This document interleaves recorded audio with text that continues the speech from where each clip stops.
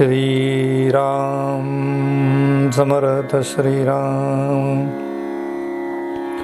शुकासारिके पूर्ण वैराग्य जाचे, वशिष्ठापरी ज्ञान योगेश्वराचे। कवी वाल्मिका सारिखा मान्य ऐसा, नमस्कार माझा सद्गुरु रामदासा। मला वाटते अंतरित्वा वसावे, तुझ्या दासबोधासी त्वाबोध व्हावे। अपत्यापरी पाववी प्रेम ग्रासा, महाराज या सद्गुरु रामदासा। जय जय रघुवीर समर्थ, सब संतन की जय। भारत माता की जय। श्रोता वक्ता श्रीराम समर्थ श्रीराम। उपस्थित सर्व आदरणीय साधक बंधू आणि भगिनींनो, श्री समर्थांनी ग्रंथराज दासबोधामध्ये दशक 9 समास 7 ओवी क्रमांक 32 पुढील भाग आज आपण पाहणार आहोत। कालची ओवी परत वाचतो आणि त्यावर थोडं चिंतन करूया।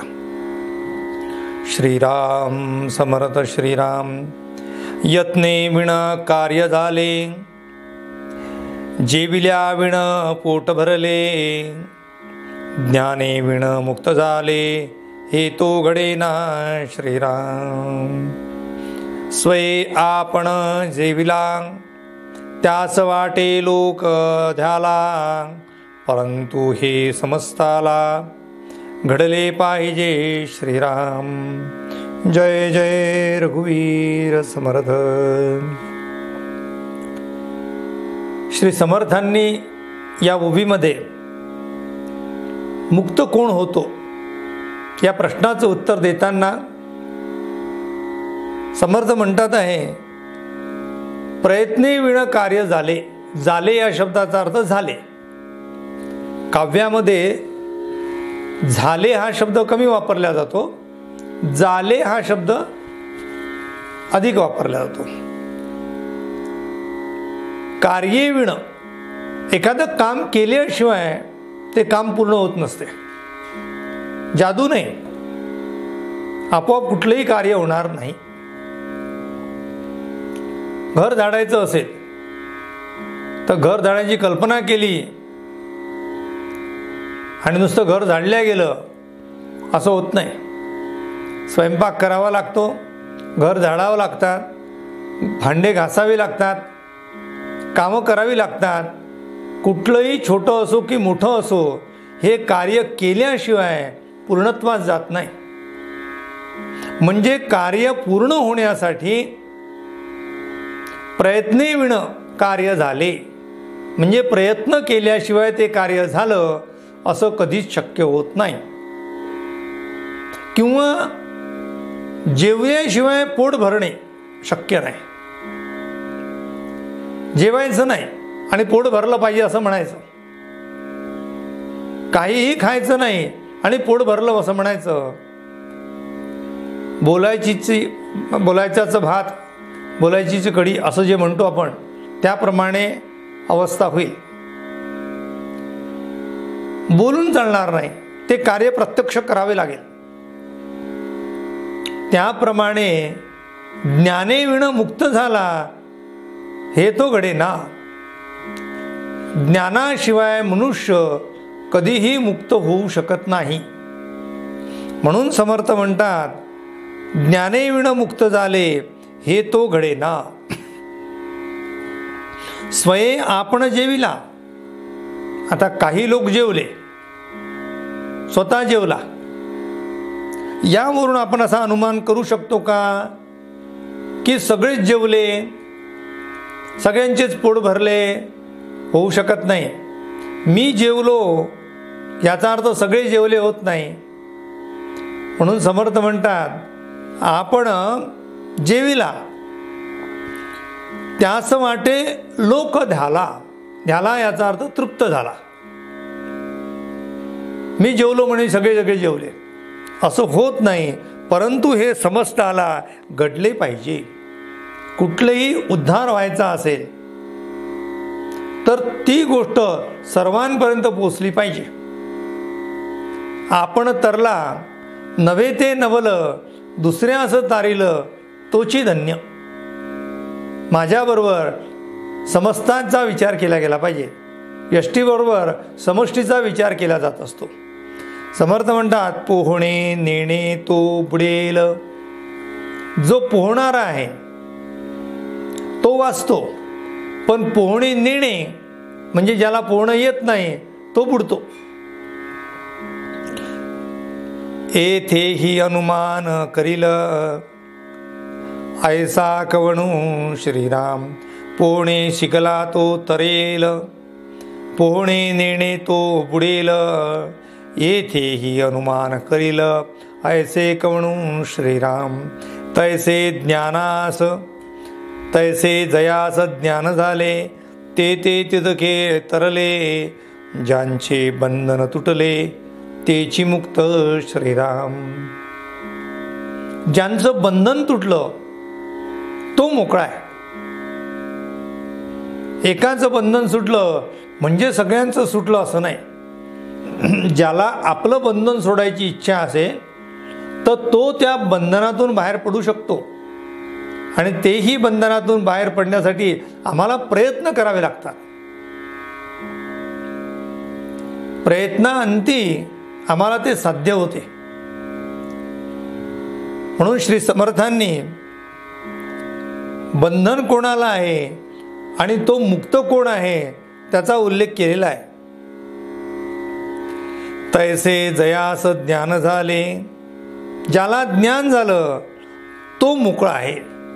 ते तितके तरले.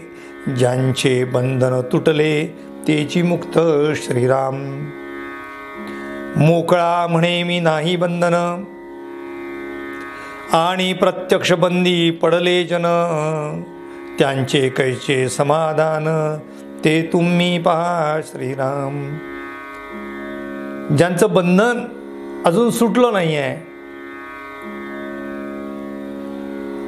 त्यांची अवस्था वेगळी आहे. बंधनातून मुक्त झाले आहेत त्यांची अवस्था वेगळी आहे. मुक्त झालेल्यांना असं वाटते की विनाकारण अडकले आहेत. नेणे दुसऱ्याची तळमळ, ते मनुष्य परदुःखल शीतल. तैसेच हाही केवळ अनुभव जाणावा श्रीराम. समर्थांनी ही गोष्ट महत्वाची सांगितली आहे. समर्थ म्हणतात आहे, नेणे दुसऱ्याची तळमळ. दुसऱ्याची तळमळ तो जाणत नाही. आणि तो मनुष्य कसा आहे, परदुःख शीतल आहे. परदुःख शीतल असणे याचा अर्थ दुसऱ्याचं दुःख हे आपण कमी समजतो आणि आपलं दुःख आपल्याला मोठं वाटते. म्हणून आम्हाला त्याच्या पातळीवर जावं लागते आणि मग आपल्याला तो अनुभव घ्यावा लागतो. ज्याचं पोट दुखते,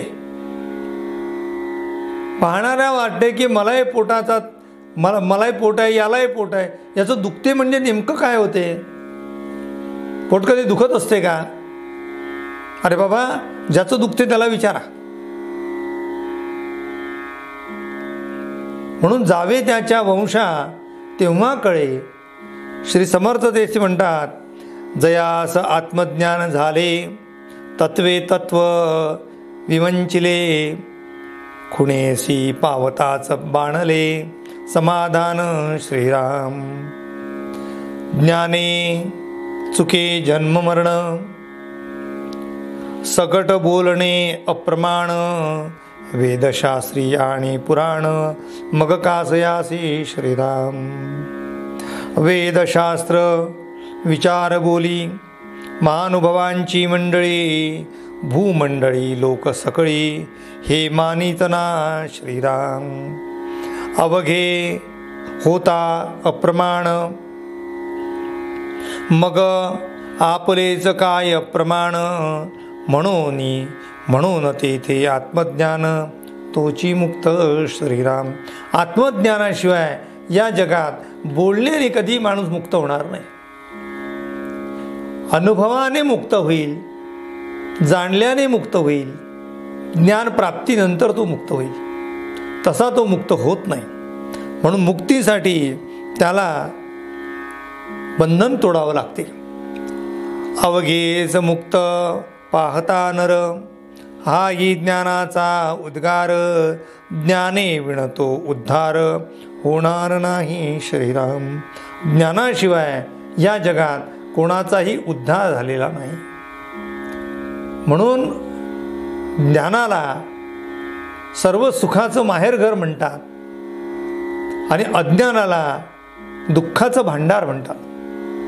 म्हणून आम्ही ज्ञानी झालो पाहिजे आणि त्या ज्ञानाच्या माध्यमातून भौतिक सुख तर मिळतातच, पण भौतिक सुखाबरोबर या आत्मिक ज्ञानामुळे आम्हाला आध्यात्मिक प्रगती होते, आमचं जन्ममरण चुकते, भगवत प्राप्ती होते, मीच परमेश्वर आहे याची अनुभूती येते. आत्मज्ञान कळू आले. आता आत्मज्ञान झालं म्हणून दृश्य मिथ्या झाले. परंतु वेडा लावले सकळांसी येणे श्रीराम. आत्मज्ञान प्राप्त झाल्यानंतर दृश्य जगत मिथ्या आहे हे आम्हाला कळलं. मिथ्या आहे या शब्दाचा अर्थ आपण कितीदा तरी वेगवेगळ्या प्रकारे पाहिला. जे आमच्या डोळ्यांनी दिसते ते तसं नाही आहे याचं नाव मिथ्या. आम्हाला शेजारचा मनुष्य कधीच चांगला वाटत नाही. हे सत्य आहे की मिथ्या आहे? हे मिथ्या आहे. आपला दुर्गुणी मुलगा सुद्धा आपल्याला तो सद्गुणी वाटतो. हे सत्य आहे की मिथ्या आहे? हे मिथ्या आहे. जमिनीवर पडलेली दोरी आम्हाला साप वाटते. सत्य आहे की मिथ्या आहे? मिथ्या आहे. जसं आहे त्याच्यापेक्षा विपरीत दिसते म्हणून त्याला मिथ्या शब्द वापरलेला आहे. त्याला भ्रम म्हटलं आहे. म्हणून समर्थ म्हणतात म्हणून दृश्य मिथ्या झाले. कशामुळे दृश्य मिथ्या झाले? दृश्य म्हणजे जे आमच्या डोळ्यांनी दिसते ते सगळं. ते दृश्य मिथ्या का झाले याचं उत्तर दिलं आहे आत्मज्ञान कळू आले. आत्मज्ञानाने आम्हाला जगत मिथ्या आहे याची अनुभूती आली. परंतु बाकी लोक मात्र त्याच्यात गुंतून बसतात.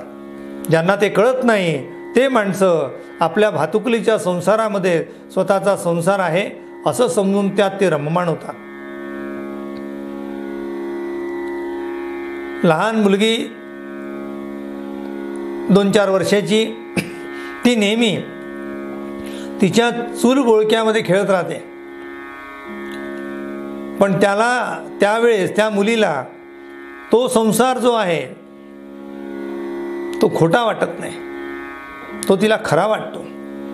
पण जो ज्ञानी आहे, मोठा आहे, अनुभवी आहे, त्याला ती मुलगी खेळत असताना त्याला तो भातुकलीचा खेळ म्हणतो. पण तो जो भातुकलीचा खेळ आहे तो मिथ्या आहे हे जसं ज्ञानी माणसाला कळते तसं सत्पुरुषांना आम्ही जे संसारात गुंततो आहोत, आम्ही जे संसारामध्ये रस घेतो आहोत, या गोष्टीला संत पुरुष मिथ्यत्व म्हणतात आहे. विनाकारण तू गुंतलेला आहे त्यामध्ये, त्यातून बाहेर निघ असा आग्रह ते करतात.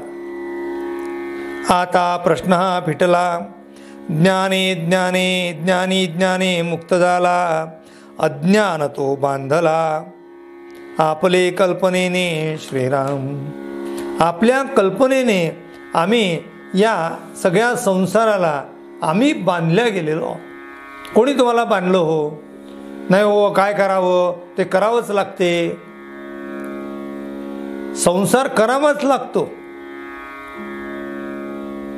आणि परमार्थ जमला तर करतो. अरे बाबा, संसार हा जर करावाच लागतो असं वाटत असेल तर देहाने संसार करू दे, नाईलाज आहे तुझ्याकडनं. आपल्याला शरीर जर संसारातून बाजूला काढता येत नसेल तर किमान मन तरी संसारातून बाहेर काढावं. संन्यासी पुरुष देहासह त्या संसारातून अलिप्त होतात. आम्ही गृहस्थ शरीराने जरी संसारात पडलेलो असलो तरी त्या संसारापासून अलिप्त राहता येते. ती राहण्याची ज्याला कला जमते तो पुरुष भाग्यवान आहे. सगळं आपलं आहे असं समजावं आणि आपलं समजून सगळ्यांवर प्रेमही करावं. परंतु एकांतामध्ये विचार करून लक्षात घ्यावं की हा सगळा मायेचा पसारा आहे. हा पसारा तुला एक दिवशी निश्चित सोडून जावा लागणार आहे. म्हणून हा संसाराचा पसारा हा मिथ्या आहे हे जेव्हा अंतरी आपल्या ठसेल त्यावेळेस दृश्याबद्दलचं आकर्षण संपेल. म्हणून समर्थ म्हणतात आहे की ज्ञान आणि अज्ञान याला सारखं म्हणू नका.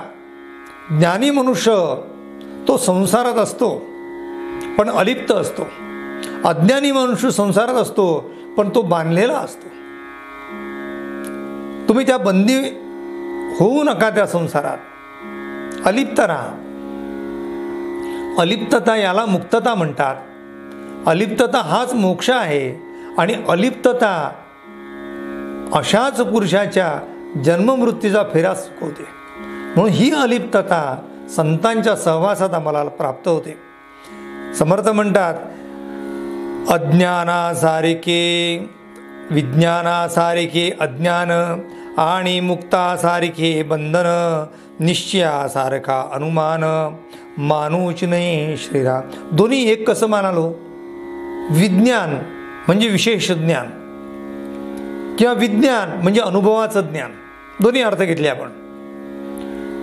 आणि दुसऱ्या बाजूला अज्ञान, अनुभवाच्या ज्ञानाला आणि अज्ञानाला सारखं कसं म्हणता येईल?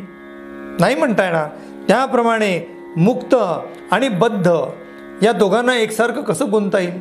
मुक्त तो मुक्त आहे, ज्ञानी मुक्त आहे आणि अज्ञानी हा बंधनात अडकलेला आहे. म्हणून श्री समर्थांनी ज्ञानी आणि अज्ञानी, मुक्त आणि बद्ध, निश्चय आणि अनुमान या सगळ्यांना एकसारखं मानू नये. निश्चय वेगळा आहे आणि अनुमान म्हणजे अंदाज वेगळा आहे. बंधन म्हणजे काहीच नाही. बंधन बंधन म्हणता काहीच नाही. परिवेडा लाविले सर्व हे. बंधन नाही म्हणतो तरी या सगळ्यांना, या बंधनातच सगळ्यांना गुंतवून टाकलेलं आहे. बंधन नाही म्हणतो आम्ही. संसाराचं आम्हाला कुठे बंधन आहे? संसारात आम्ही पडलो, संसार आमच्यात येऊ देऊ नका. परमपूज्य नेहमी सांगत असत की नाव ही संसारात पाण्यात असली पाहिजे, नावेत पाणी असता कामा नये. विवेकानंदांची गुरु रामकृष्ण परमहंस हे नेहमी सांगायचे, ज्याप्रमाणे नाव ही पाण्यात असते पण नावेमध्ये पाणी नसते, तसं आम्ही संसारात असणं बिघडणार नाही. कारण जीव म्हटलं की संसारी आला असतो. संसार संगे बहुशी न लोमी, तो संसार त्याच्या मागे आलाच. पण तो संसार जरी त्याच्या मागे आला असला, तुम्ही जरी संसारात पडले असले तर त्या नावेप्रमाणे त्या संसारातून तुम्हाला तरून जाता आलं पाहिजे. उलट त्या संसारामध्ये तुमच्यासह जे असतील त्यांना सुद्धा तुमच्या नावेमध्ये बसून त्यांना पहिलं पार करता आलं पाहिजे. याला ज्ञानी म्हणावं. आपण तरला नव्हे ते नवल, दुसऱ्याचं तारिलं तोची धन्य. माझ्याबरोबर मी इतरांना सुद्धा चांगल्या मार्गाला नेता आलं पाहिजे. जे जे आपणासी ठावे ते ते इतरांशी सांगावे. सांगावे कशासाठी? शिकवण्यासाठी. आणि शिकवणं कशासाठी? त्याच्यामध्ये बदल होण्यासाठी, त्याचा उद्धार होण्यासाठी. ही तळमळ आम्हाला लागली पाहिजे. साधकाने दुसरा साधक निर्माण करावा. असा जर दुसरा साधक जर आपण निर्माण केला तर आपला प्रवास सुद्धा सुखकर होतो.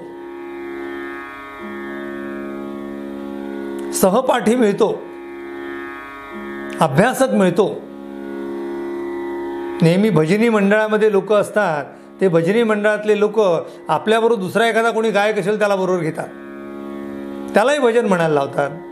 एखादा पेटी वादक असेल तर म्हणतात, अहो आमच्या भजनात चला, तुम्ही पेटी वाजवा, त्यालाही 2 गाणे वाजवू देतात.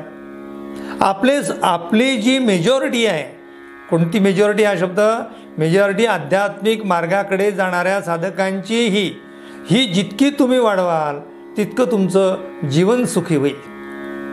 कारण तुमच्या आजूबाजूला तेच लोक राहतील जे संसारात गुंतलेले लोक आहे. त्या संसारात गुंतलेल्या लोकांबरोबर जर तुम्ही राहू लागले तर त्याचा कुठेतरी चटका तुम्हाला बसू शकतो. पण जे मुळामध्ये आध्यात्मिक प्रवृत्तीचे आहे, म्हणून सदा संगती सज्जनाची असू दे, किंवा तुकाराम म्हणतात आहे की मला गर्भवासाचं दुःख झालं तरी चालेल, पण मला संत संगती लाभू दे. न लगे मुक्तिधन संपदा, संत संग देगा सगा, तुका म्हणे गर्भवासी सुखे घालावे आम्हासी. म्हणून या सगळ्यांचा उपाय काय आहे? समर्थ म्हणतात, बंधन म्हणजे काहीच नाही, परिबेडा लावले सर्व हे, या सोपावासी नाही, कळल्या वाचुनी श्रीराम काहीच नाही. आणि बाधी हेही नवल पहाधी, मिथ्या जाणवे ना उपाधी, म्हणून या श्रीराम. भोळा भाव सिद्धी जाव, हा उदारीचा उपाव, रोकडा मोक्षाचा विप्राव, विवेके जाणावा श्रीराम. महत्वाची वचन आहे. काहीच नाही आणि बाधी. काहीच नसताना सुद्धा बाधा होते. बालपणची गोष्ट सांगतो, माझ्या जीवनात घडलेली सांगतो. काय आपला अनुभव सांगावा ज्याचा त्यांनी तपासून पाहावा.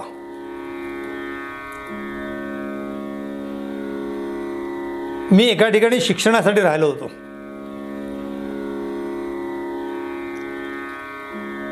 आणि मित्राच्या घरी गेलो, त्यांच्याकडे जेवण केलं आणि परत मी माझ्या खोलीवर जायचा असा विचार केला. त्याच घरातल्या सगळ्या लोकांनी सांगितलं की राम, आज अमावस्येचा दिवस आहे,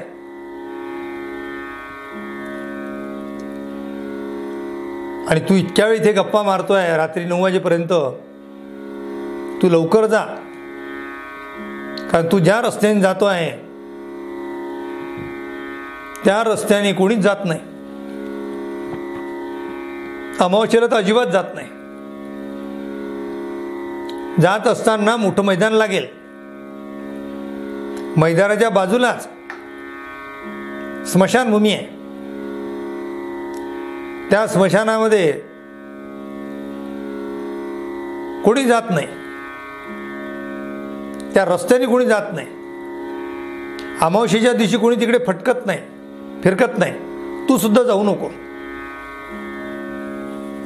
पण गप्पा करता करता वेळ झाला